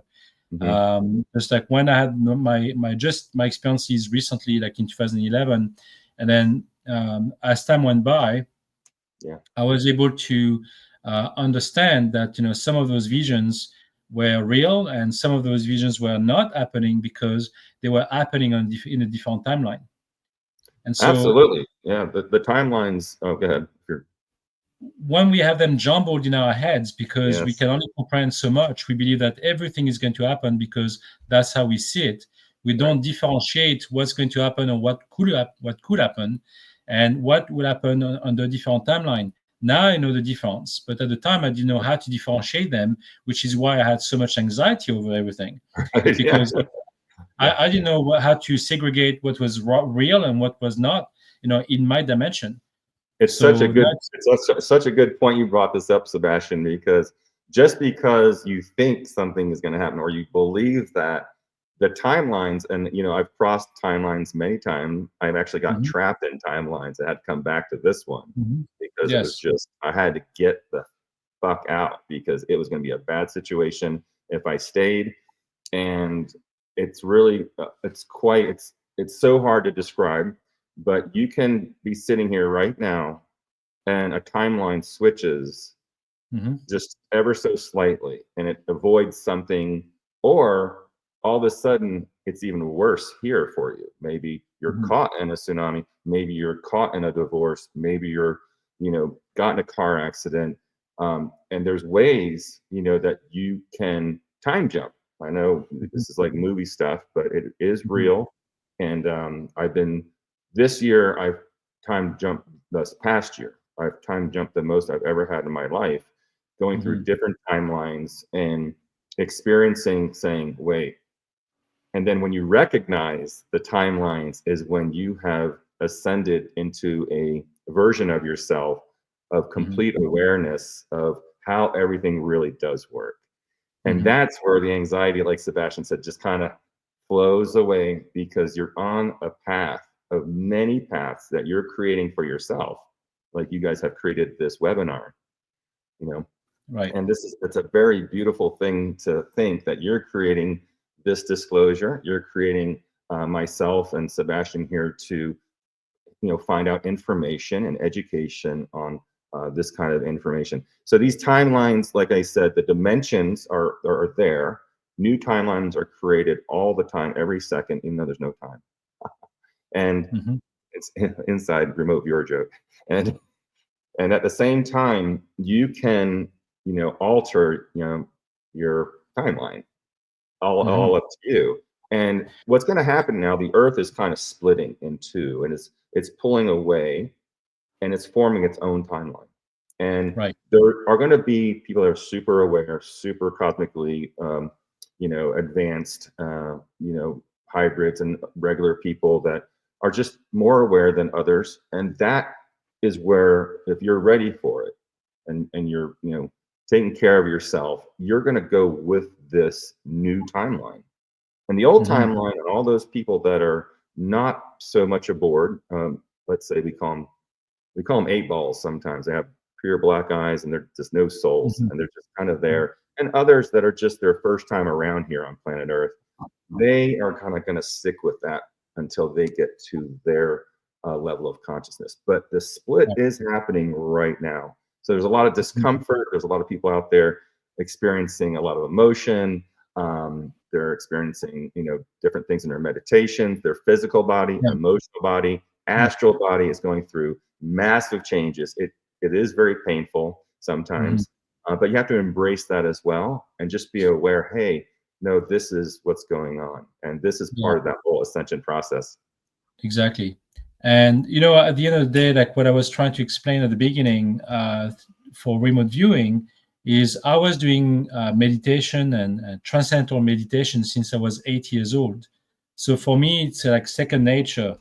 Yeah. Not to let my monkey brain trying to impact what I do is also very important. So not questioning what's happening is very important. The problem with today's,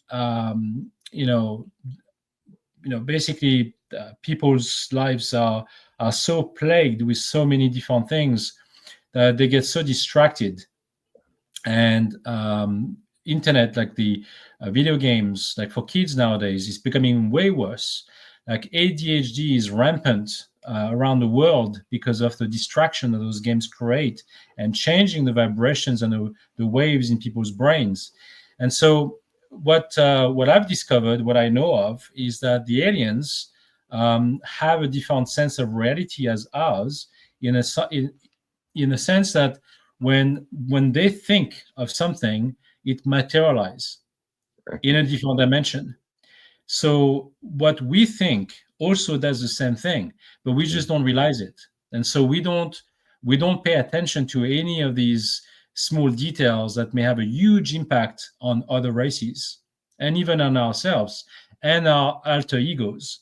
We just don't understand the extent of the damage that we create on a daily basis in this dimension, just because we don't think. We just act, and by not letting our thoughts be in a much controlled manner, we are very destructive. And that's the reason why aliens don't want to have a face-to-face encounter with us, because our brain is too busy. We think too much, and we don't filter our thoughts while they do. So when you meditate and you have to basically just make a total blank, like not thinking of anything else, try to do that for like 10 minutes alone. It's already hard. So doing it for like a full hour, meditating and not thinking of anything, you use a mantra or you use mantras. Mantras are there to distract you from the monkey brain. In remote viewing, why do you think you use numbers to have a target? That's also to distract you from your creative side. So you don't think logically. Those numbers are not affiliated with anything. It's just like it's a way for you to be distracted, so you Yeah. can accept whatever reality comes. That's the reason why those numbers are created. It's just to Right. distract you. So it's like a mantra almost. So you can let not your imagination, but your creative mind work, and not your analytical mind. That's the difference. We are too analytical, and by analyzing and trying to think like basically like we try to question everything, and so by doing that we don't let the informations flow through us, and that's what we should be doing. The more perceptive and open we are, especially with other people, the more information can flow through. Like I see that firsthand when I do remote viewing, or if I try to connect to someone who doesn't want to share information, the information doesn't flow as well, and I know there are some blockages. I know that person is creating resistance. You can feel that from other people. Like even if when someone is open and they want to share more with you, then automatically you feel more, right? That's a normal thing. It happens all the time. So I think this is what people have to work on in order to evolve as well. And again, we have all the keys. It's all there right in front of us. Yeah, I agree with that 100%, Sebastien. One of the things that I incorporated was just listening and doing a lot of quiet time, listening either in quiet time or even when someone's talking, just listen, listening and being more aware of people and their differences and individualism. We're all the same, but we're all a different part of that same energy. And it's really helpful to listen like you do and like we do when we're treating people or trying to help people. And there are these blockages, like you say. There's a lot of background noise because a lot of people are constantly thinking 100% of the time. And I'm glad you brought up these stupid video games and all this Wi-Fi, and you're affected by these things. And especially the kids today, I'm really concerned about with all these stupid programs and apps. And we were behind a bus the other day, Darla and I, and the bus stopped, and there's probably 20, 25 kids got off, and it was really scary. They got off onto the sidewalk, and they were all walking towards the subdivision. They all had their phone in their face, or all of them. Like we counted, like it was like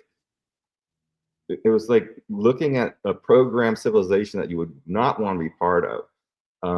So some of these things are intentionally out there that are being ran by, I believe, the Dracos and other reptilian supporters, like the banking system and all that. I'm not going to go negative with this. I'm just going to let you guys know that if you're aware of this, can easily stop that, and you can help your children with this. One of the things we're going to be doing with this new healing facility that we're trying to get going by the end of the year is also attach a university to that to teach, all these different types of quantum physics, and of course, what Sebastian's doing. He'll probably be one of the professors there, hopefully. And these are things that we have to start educating the children about this early on in age. There's a lot of prodigies too. I just saw a 3-year-old the other day playing a violin. So this is some amazing things, these new children coming in with these creative gifts, and also already downloaded with the information of how to respond to questions like we're talking about on here, which is pretty amazing. Yeah, I think the Wi-Fi and the even like whatever they put into the vaccines for COVID, all of these things, all of these methods that they've used to change the frequency of one individual, so they could be subjected to whatever signal they send from those 5G towers, for example. This is typical of the Draco technology that they try to use to control humanity, and not just affect one individual, but a network of individuals within a network of friends, network of families. It's basically a mass influence that they are trying to create all at once. And all they have to do now is just turn on a switch, and then that's what they have to do. And they are just waiting for the right time and the right moment to achieve this. But they've done their experiments already, and I was lucky enough not to get the shots when I was given the opportunity. Lots of people are now doing some reversal. They're trying to have therapies to have some of these ingredients removed from their bodies. That works too. But the graphene oxide is what people sometimes refer to as the black goo, and it's just an agent. It's just a vehicle. If whatever information you pass through this could turn into a bad thing or a good thing, depending on what it is. In the case of the vaccines, that was for a bad thing because he had a different intent. So that's why, I'm very wary of all of these technologies out there, because I know what goes on behind closed doors, and I know what's the agenda. I know how those beings, especially the Dracos, work like, because I've suffered from the consequences of dealing with them. I know how they, when they use their own psionic attacks, and I'm sure Emery probably felt the same way. When you're under attack, you have a connection with those beings, not just with the technology, but with them directly as well. And you understand more from them because of what they do to you. So they create a bond or a connection that you can relate to. And I had that connection myself. I understood more about the Dracos from that attack than any other things I've read on them, or watched on. So that's a very different situation. And I think that, the people who, moving forward, we're going to be experiencing those influences from those frequencies. They are going to be feeling it. And I think they already know. I think it's been experimented on, and people have been targeted already. They already feel that, what's going on? What's happening in my life? It's people are already feeling it, but they just don't quite understand or grasp to the extent how those frequencies can be used against them yet. So I think it's very important that anybody would do the work to try to reverse whatever they received, if it's like whatever vaccines they receive, whatever shots they receive, to reverse the effects of it in their bodies, because that will determine potentially life or death situations moving forward with alien races coming onto Earth and trying to take over humanity, because the psionic attacks is one of the methods that are going to be used to bring down the population. Absolutely. So there are many other types of weapons, but we do have the tools to fight against them. Yeah, we sure do. Yeah. Well, I'm glad you brought up the spike protein. We do have a device on my website.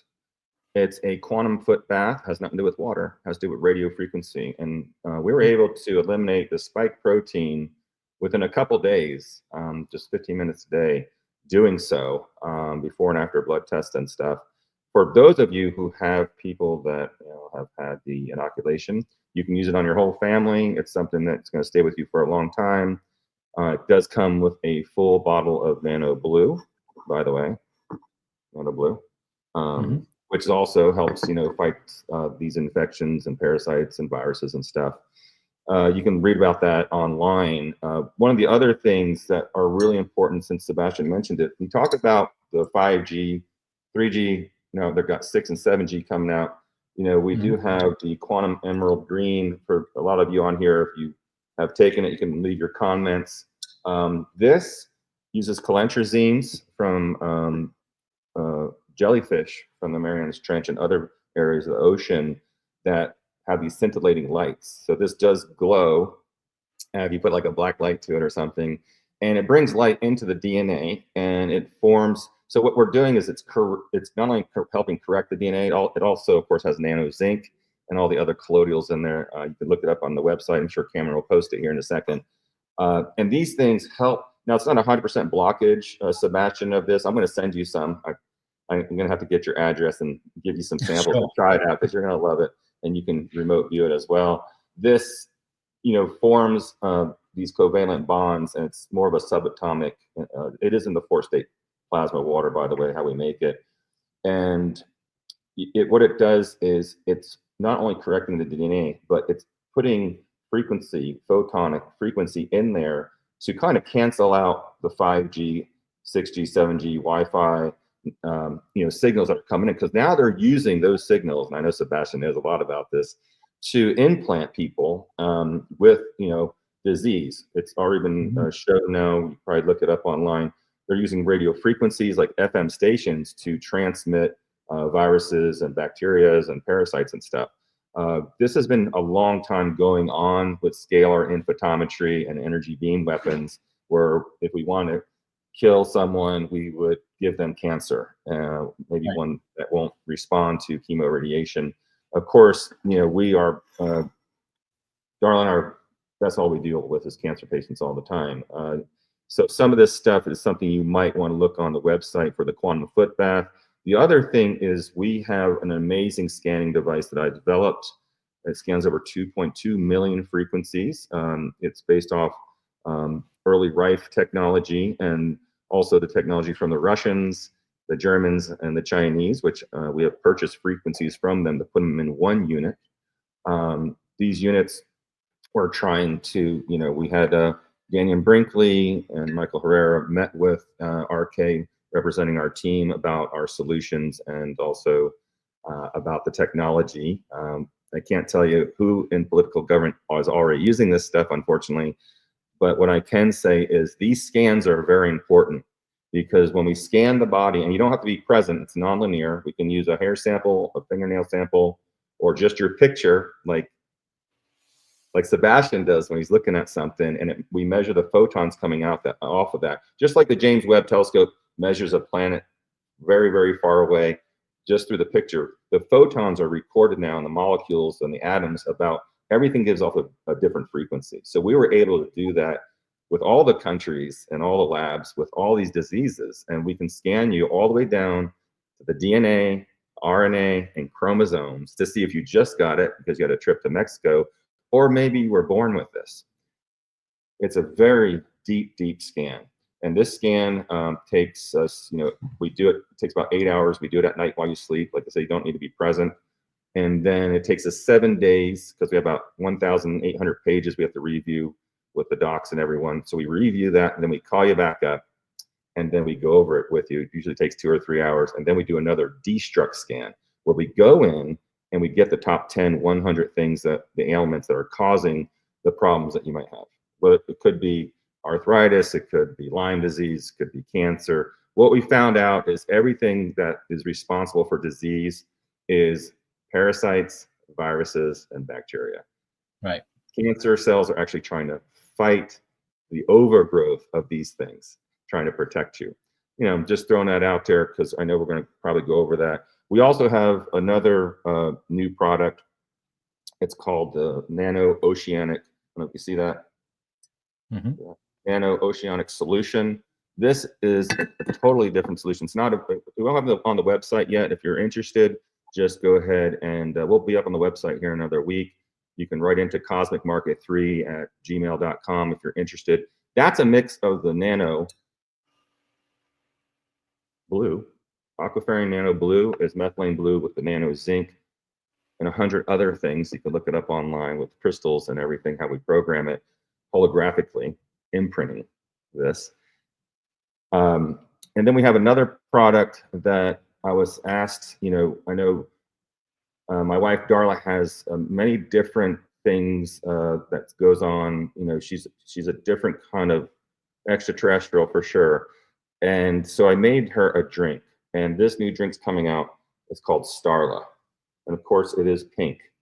And the pink is because it has everything the Nano Blue has in it, the Nano Zinc, everything, but not methylene blue. What gives us this color is we were able to get some really amazing extracts. Can't tell you where, very pure, sterilized extracts of hibiscus and a special kind of beet. So it gives it this little pink tinge. So you're going to see this on the website in about a week. But if you're interested in it, you can write in and we will send you that information. So I had to give that little talk there since you mentioned the 4 and 5G stuff there, Sebastien. And we have a lot of questions here. I know. And which one would you like to take? You can pick one, Sebastien. Which one do you want? Kim Aston asked if I look 200 years old, 2,000 years old when I was in past life Egyptians. No, I didn't. I didn't look like I aged. I think it's the fact that I was given like some kind of elixir of life from the aliens that allowed me to not aged. That's pretty much what I felt like, and Yeah. I certainly didn't look like it. I couldn't see my face. I was walking, and I could only see my hands and my feet. But just based on the state of my hands, I knew I was not old. I couldn't see, like I said, I was looking at it as a first person. But I didn't feel old at all. I didn't feel any pain. That's apart from when I got stabbed on my back. That was a different blow. but Right. so good. I don't know about the other questions. I don't know if you saw something Yeah, let me else. see what we have here. We've got a couple here. I still have no idea what Astra from Tiffany.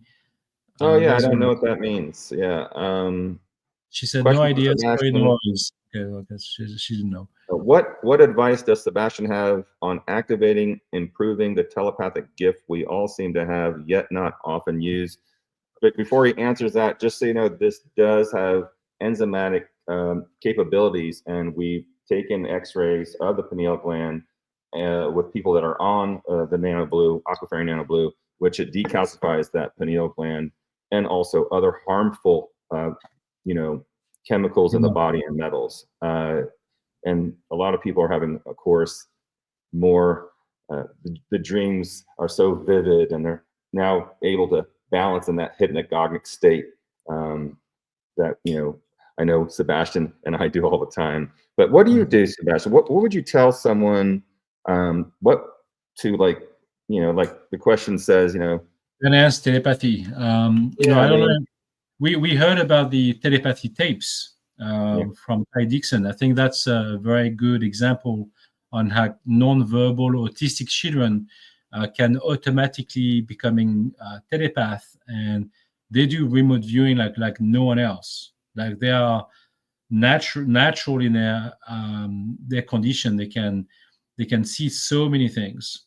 They can access the source. They can access God. They can access different languages. They can go to a place called the Hill, where they can meet up and have an exchange. This is something that those kids have naturally when they are born. What you have to realize, and again, I think this is more for a much broader show, and I can detail that very well. Yeah. Is that when you try to gain something in this dimension, you also lose or leave something behind. So that's something that you have to realize. If you wish to benefit from a certain skill, you lose something, because obviously that's what happens when people try to do qigong, and they try to do like even remote viewing, or even have an influence on water, trying to change matter, move objects with their mind. All of that, anybody can do this. But if you do this, you leave something behind. I won't tell you what it is, but you lose something. So you change to the point that you may not be yourself again, or you don't see yourself the same way as you used to. So that could be a heavy toll. It's not something you treat very lightly in that realm.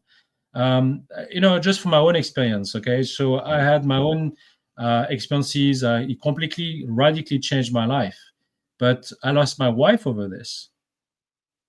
So I was married for 20 years. And then when I had my own experiences with ETs, with remote viewing, and feeling that this was the way forward for me, my wife said, "I don't recognize the man I married," literally. And she could not accept it. I understand, that was her choice. But, I would not change it for a second. For me, this was the way forward for myself. That was the sacrifice that I made. And at the same time, I knew this was important, not just for me. I still have my kids, and they're very, they're very healthy, beings. You met my daughter yesterday on the test. She's, they're all very happy, and they're all doing their own thing.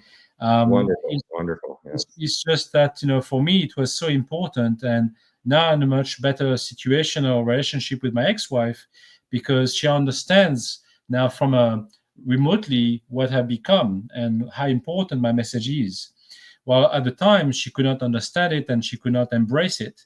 because it was kind of a shock, right? And Yeah.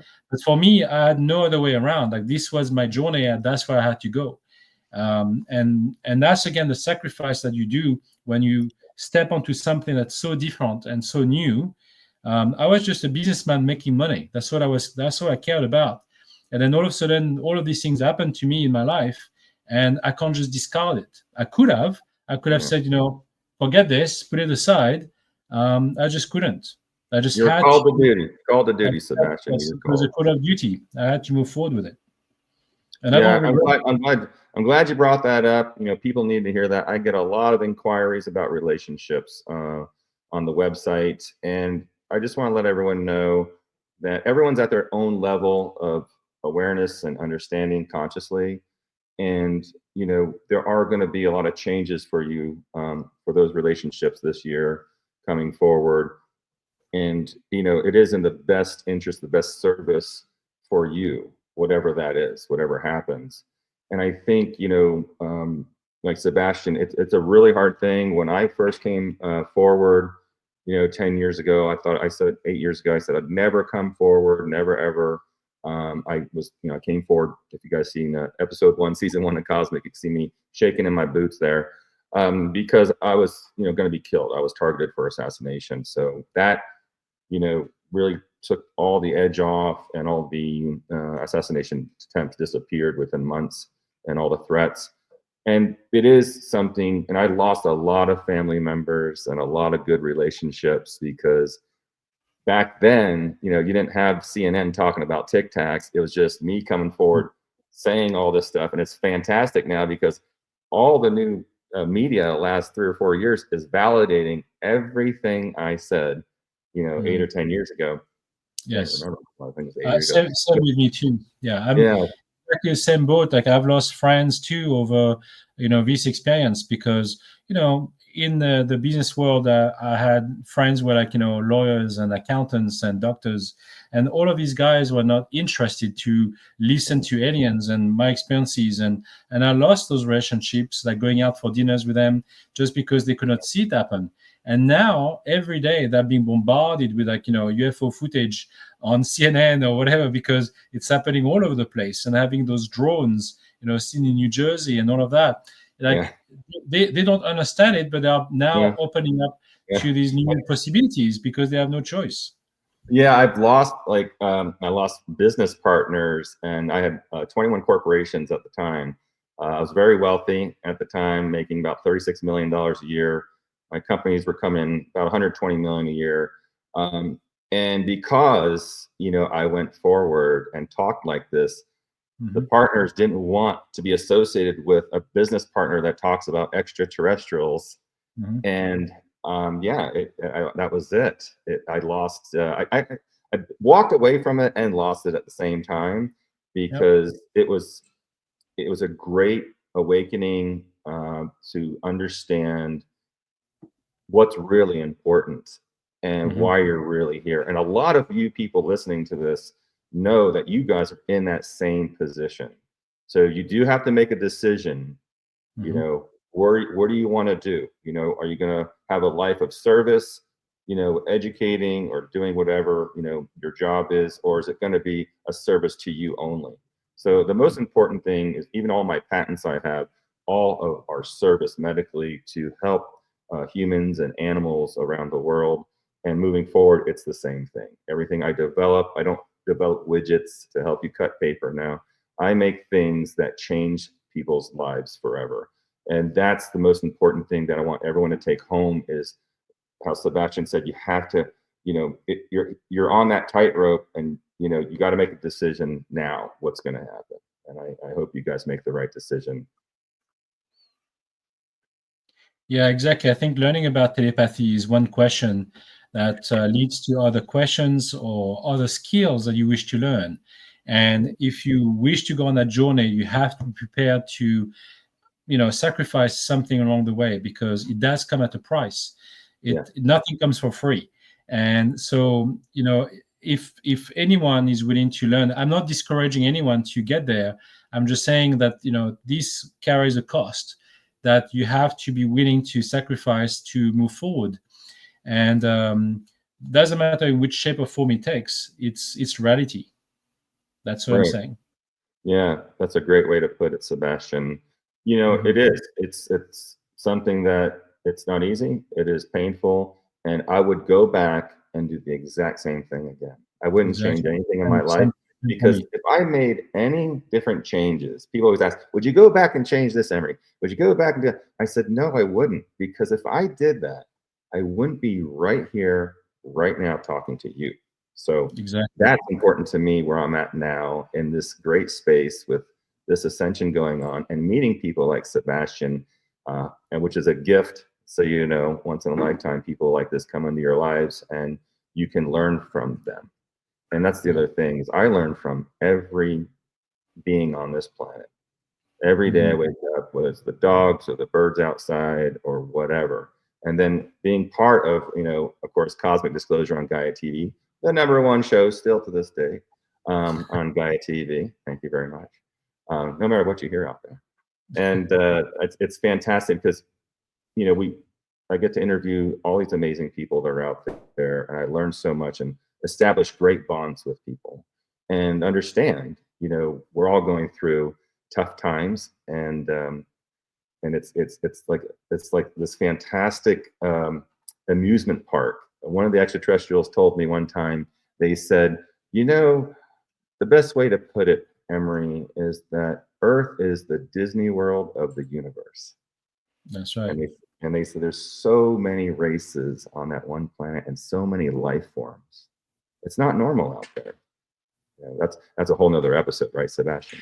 It is. It's either like an amusement park or a massive experimental zoo. Right. Oh goodness, beam me up, Scotty. There's no intelligent life here anymore. Well, the great thing is I do see this huge influx of conscious individuals worldwide coming together, and we're all, you know, hoping and meditating and praying for the same thing. And I think that's a really positive thing. I see, you know, the world's changing every day. Uh, it may look painful for some, but I see the light at the end of the tunnel. And look at you guys made it this far, and you're still here. You can get through the rest of this, which is ongoing forever and ever and ever. That's another story, right, Sebastian? That's right. So hunker down and get your shit together, everyone. We're going on a journey, and we're going to help you get through it. And we're going to keep informing you of all this information. And Sebastian, how can people like get a hold of you? Is there like an email or a Usually, website?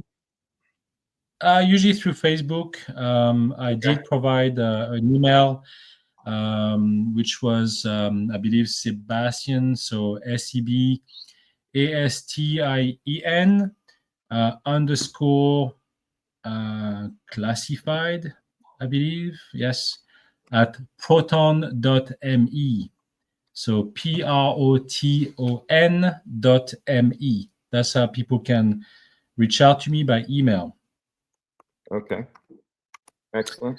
Um, Is there anything else you'd like to express? I know we have a couple more questions we can squeeze in, Sebastian. I know we're almost at our time limit here, but yeah, let's see. no, Let's I see what think else we have here. we pretty much covered everything else. Yeah, Someone mentioned like we have a few other questions. If you have like private questions, you can also email me those questions as well, and I will be able to answer them like privately, so that way we won't waste any more time on the show doing it on through the comment section.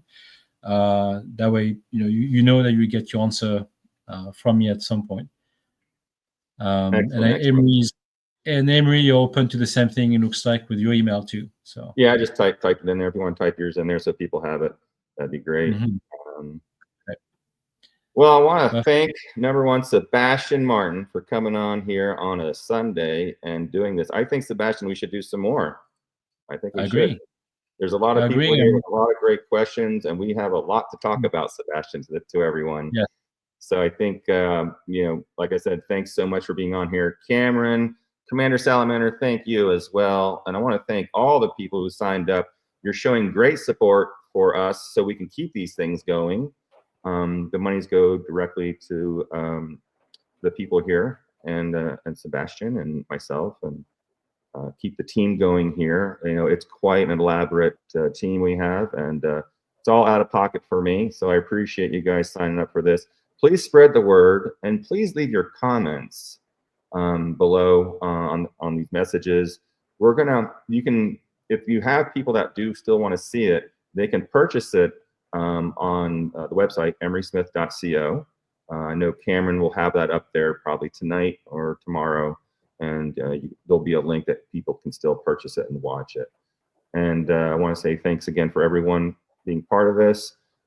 Many blessings, and can't wait for you guys to see our amazing show on cosmic disclosure that we've done. Some of you have already seen some of the episodes. There's still some left, right, Sebastien? I think there's more left. There's two more will be part of the new season of Cosmic Disclosure. I believe they're going to be starting off with the last 2 episodes we did without the teleprompter. So that's going to be pretty interesting. And yeah, it was great. About Sandiana. We were at lunch, and Sebastien and I were talking, and we came up with these other topics. And I was like, man, we should definitely talk about this. And I know the producer was getting a little nervous there because it was, you know, unplugged. But that's how I love to do interviews, is just unplugged, go in there. And Sebastien and I rocked it for a couple hours in there for 2 extra episodes, which you guys are going to see. So it's so much fun when it's just 2 of us just goofing around and asking really logical questions about, you know, what it is. What you can't talk about, you're going to have to wait and see. Right. Thank you, Cameron. Thank you, Sebastien. And thank you, everyone. You guys are great. Thanks, everyone. Thanks for being part. Don't forget about Cosmic Disclosure Alliance Facebook page. Make sure you share that and have people sign up that are like-minded so you can get updates on all the new shows. You can also register at emerysmith.co for the newsletter, and also being on that email. So when updates happen, we send it right to you. Okay. Thank you so much, everyone. All right. Thanks, guys. Sebastien, we'll talk soon. Thank you so much. Cameron. Okay. Thanks for having me. Yeah, excellent. You guys were just spectacular, super informative and educational. And for all the viewers, attendees, thank you for registering. You can find this video on demand after the stream ends. And thank you, Emery. Thank you, Sebastien, for your amazing discussion about your experiences and just your insights to everyone. You know, just we love you, everybody. We love you so much. And it was great engaging with you all in the comments section and the questions. You are all just beings of love and light. And thank you so much for tuning in with us today. Happy Sunday. Happy Sunday, guys. Thank you. Happy Sunday. Bye-bye. Peace. Thanks, Sebastien. Okay. Thank you.